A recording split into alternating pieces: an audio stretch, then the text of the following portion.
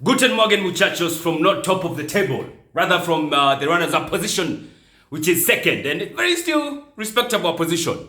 Because the league is gone. Now we can only talk as runners-up, and we're just falling behind and behind as far as the point goes. I think like now, we are how many points below Manchester City? Is it 7? And they still have to play 2 games, my God. Anyway, welcome back to Football Digest Daily. My name is Nyash, of course. We get to check what has been happening over the week and over the weekend as far as sports goes. A lot to talk about. From the Premier League in England, and of course the FKF Cup in Kenya. Rugby Sevens, Shujaa Sevens being relegated from the World Series to the NBA playoffs. That is, shocking. And of course the small issue of La Liga, there was the fracas going on and ratio abuse to one Vinicious Jr. Alright, so let's start with the English Premier League, of course. The champions, Sisi as Arsenal, after staying for 247 days.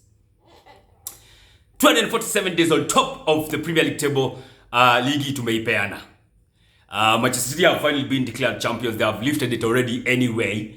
And they had to do that, of course, courtesy of Arsenal bottling. And if you want to call it like that, because I feel like the loss against Nottingham Forest, I would call that a bottling. That was terrible. But yeah, the Manchester City, even if Manchester City would have lost against Chelsea on Sunday, which is yesterday, they would still have won it. They basically won it when we lost at Nottingham Forest. Yeah, so we were either going to get a draw there and maybe stall them. Are we even going to stall them anyway? They were going to win. Even if you won at Nottingham Forest and they won against Chelsea, they were still going to win it. Either way, they are going to win it. So, 247 days on top, Sisi kama Arsenal. Manchester City have just had 28 days on top of the league. On top of the table. Peke yake. Now mebeba hii kitu. My God, it's a proper showcase of inexperience versus experience. When you're inexperienced, you can say even for like 300 days on top of the league. Now utabeba. When you have all the experience, unaweza kaa hata 20 days. Now utabeba. Yeah, that's exactly what happened between us and Manchester City, man. And I was watching that game between Man City and Chelsea. And did you see the bench? Yeah, Manchester City. I think that bench must have been worth almost 500 million. If I'm not wrong. Oh my God, if I'm not wrong. Yeah, KDB, Diaz, Gundogan, even was Grealish there? I think Jack Grealish, Ederson. I'm like, fucking hell. Is that what you are supposed to be competing against? Sisi kama Arsenal yet tulijaribu. If that is what you are competing against, oh my God. The worth of that bench is enough to cater for, I think, Nottingham Forest, Leeds United. It can cater for like almost 3 squads or 5 squads in the Premier League right now. Yeah, 500 million euros. Maybe even more. Crazy stuff. So, we lost against Nottingham Forest. Ateta tried some crazy-ass experiment of Kivior as the left back, Thomas Partey as the right back, Saliba, Ben White and Gabriel in the middle. It didn't work. It flopped badly. We lost that game 1. Counter-attack, very effective, but Odegaard lost the ball and then it's a wrap. We huffed and puffed throughout the game. It looked like one of those games where we could even play for like 90 minutes. Yeah, that's what it looks like to me. Yes. So we lost that game 1-0. Of course, out of that loss, Manchester City were declared champions even before they had played. Champions straight. And now out of them winning, they have won 3 league titles back to back to back. Only one team has ever done that in the English Premier League since, it started off in 92-93, Manchester United. Seems like it's a Manchester thingy. Yeah? No other team has done it. Not even Arsenal. We have never won even back to back. I mean, Arsenal, in the English Football League, history-wise, holistically, in the Football League, some other teams have done it before, okay? Liverpool have done it in the 80s. I think Arsenal did it in the 90s with Akina Chapman. Huddersfield has also done it, by the way. They have ever done it. So, yeah, it's not for everyone. Yes, it's not for everyone. It's Arsenal, Huddersfield, Liverpool, Manchester United, and Manchester City. They're the only teams that have ever won a league back to back to back. It has never happened to any other team. So, it's a special lot. So, I mean, congratulations are in order for Manchester City. I mean, they just kept going and going and going and going. And also, maybe congratulations to Chelsea, the only team that has not conceded to Haaland. Yes, in the last, 11 games? Haaland amefunga almost every other team but Chelsea. So, Chelsea can take that as a compliment. Yes. So, hiyo ligi imeenda. Sisi kama Arsenal will regroup and go again next season. Okay? In Kenya, you had the FKF Cup semis going on. That was Tusker against Ulinzi Stars. That kusema sisi kama Tusker hatubagui. Everybody tunacheza na yeye pombe. Anapewa pombe. Tulipata na Ulinzi Stars hii weekend. Wanajeshi. Pewa tei. Iko ni Kenya Police. pewa. Majamaa Western wa sukari, pewa. AFC Leopards paka zinapenda maziwa lakini sisi hatutambui, pewa pombe. Ikuwe ni majamaa wa Mathare, ghetto. Yo, as in, sisi kama Tusker, we don't discriminate. Everybody gets alcohol. And we take away the 3 points. Yes, and the W with us. So, it was a very good result for us. Kama Tusker, we are through to the finals. We shall be up against Kakamega Homeboys, who beat AFC Leopards. More like an Ingwe derby. The last time that game was played in Buhungu, kulikuwa na fracas, hiyo game hata haikuisha. I think, ama ilikuwa league hiyo time. But there was a time they were playing in Buhungu, there was fracas, that game was abandoned. So yeah, I mean, the AFC Leopards lost to Kakamega Homeboys 2-1. So, final, FKF Cup final is between Tusker and Kakamega Homeboys. I hope it will be on a Sunday. Hiyo lazima nione. Ikiwa ni Sunday, lazima nitaenda kuwatch. Kenya also, Rugby Sevens kamenuka hii weekend. So this weekend we are having relegation playoffs. Yeah, we are supposed to play against Canada, Tonga, Uruguay. And the winners of the most matches were to meet in a final where you had to win for you not to get relegated. So we beat, I think, Tonga, we beat Canada. I think we beat Canada at some point. And we beat Uruguay. So the two teams that had the most wins were going to meet in a must win, in a winner takes it all. And that was between Kenya and Canada, and we lost 12-7. Out of that respect, we are no longer going to be the World Series. Rugby Sevens World Series, tutakuwa tunaionea kwa TV.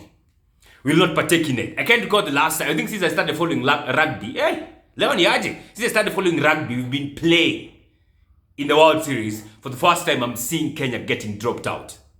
We will not be featuring there. And for us to get there back, there's going to be a mountain hill to climb, no lie. Because you have to, I think, get to the final of the Africa Sevens or finish at least third. At least third if South Africa wins it.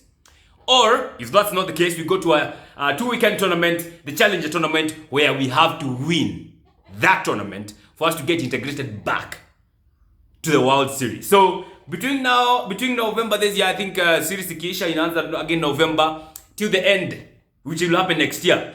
To chase this kama Tusker, we'll nowhere be in the Rugby Sevens, nowhere near. That just makes me wonder what the sponsors will do. Akina Tusker, Akina SportPesa. SportPesa had like 100 million plus sponsorship on Rugby Sevens. So I don't know what they're going to do with Shujaa Sevens now that they're not in the World Series. That's going to be bad. It's not going to be looking good. Yeah, so we're out, man. It's terrible. I feel for the boys. It's bad, man. I mean, you want to play in the best, be up against the best in the world. Now we are not, Maze. I wonder what shall be doing between now and then. We have to go back, regroup, re-strategize, rebuild seriously. Because other nations are now taking Rugby Sevens seriously. Usipojipanga hapa tunaweza kaa nje forever. It might be like how we were with cricket. Kenya cricket, I think there's a time we even reached the semis of the World Cup. Cricket ya Kenya ilikufa. Since then I've never had anything to do with it. It's just terrible, man. It's just terrible. What else was terrible? Another thing that was terrible this weekend was what was happening in La Liga as Valencia up against Real Madrid. Vinicious Jr. was badly abused racially. And the only thing he got for that, a commiseration for all that happened to him, was a red card. Yes, he was given a red card courtesy of retaliation against a Valencia player. And the VAR decided to look at that, just that focus of Vinicious Jr. retaliating and throwing his hand at a Valencia player. And they did not look at the whole part where he was being held on chokehold by a Valencia player. Alikuwa amenyongwa proper ngeta, yani a Valencia player had him on chokehold. And we are so it fit not to look at all that and just look at the part where Vinicius has retaliated and give him a red card as a result. You can bet your ass, hiyo ilileta shida kwa pitch. Yes, and as he was leaving the pitch, he taunted Valencia that they are going to get relegated. Ikaharibu. It was crazy. Valencia Madrid, that was crazy, man. Valencia won that game by the 1-0. And of course, tunajua the league ilishaenda. The league uko gone, done and dusted. Barcelona walishashinda. And Barcelona, I think they lost over the weekend. Yeah, I think they lost to Real Sociedad 2-1, if I'm not wrong. Yeah, so it was crazy. Something else that is crazy that is happening in the NBA finals. Okay, the conference finals, in the Eastern Conference and the Western. In the Eastern Conference, today morning we had NBA, we had Miami Heat up against Boston Celtics. And they won that game, Miami Heat, by almost 20 plus points. Yes, to take the lead in the series to 3-0. And I'm like, God damn Boston Celtics. If you have told there is any chance of you getting to the finals, you have to win all the remaining matches. Any loss, moja tu peke yake hivi, done. Kameenda. So, game 3 is done and dusted. Game 4 is still happening in Miami as far as Miami and Celtics go. And that's going to be crazy. Because honestly, I don't fancy Celtics at all. Sioni wakitoboa. Aki. Celtics are playing badly. I think the one who had the most points this weekend, I mean, kwa hii game ya leo alikuwa how many points? It's 14 points. Terrible. Wamenyoroshwa proper, fair and square. I mean, if Tatum is not bowling for Boston Celtics, no one else is. Uko wengine wamelala kabisa, like game 2. Tatum had 34 points. The second person in Boston Celtics had 16 points, less than half of what Tatum had. As in, kasi Tatum hakuna Celtics. Yeah, meanwhile, Miami Heat akina Adebayo are bowling. Akina Jimmy Butler are bowling. Like, leo asubuhi ilikuwa ni Gabe Vincent. Like, it's the scores are coming from all over, you know, the court. Almost said the pitch. All over the court, everybody's scoring. So it's crazy. That's Eastern Conference Finals. Western is also the same, maybe even crazier. The LA Lakers are getting schooled, a good one, by Denver Nuggets. The Nuggets are eating good. Yeah, well, man like Malikum, so LA Lakers alikuwa sema sisi kama LA Lakers you're going to feast on those Nuggets. Where? Yo, Kina Jokic are bagging triple doubles. Jamal Murray is banging points like crazy. I think in game 2 he had 23 points in one quarter 4. Game 3 I think he had 37 points. Yani, everybody at Denver Nuggets is shooting and scoring. Walipiga LA Lakers ma 3-pointers zingine hapo crazy. Yeah, the LA Lakers were absolutely defeated, a good one. And they were playing at home. LA Lakers were at home. Wamenyoroshwa a good one. If at all LA Lakers are going to not get swept cleanly, they're going to lose Kedo 4-1. Because this one is looking like a clean sweep. This might be a 4-0. Yeah, so they better play their cards right and maybe win one match. Ndio at least ikwe 4-1. Isikwe 4-0 maze. Itakuwa embarrassing. And the final might just be Miami Heat and Denver Nuggets now. That's gonna be tasty and spicy. Imagine some hot nuggets.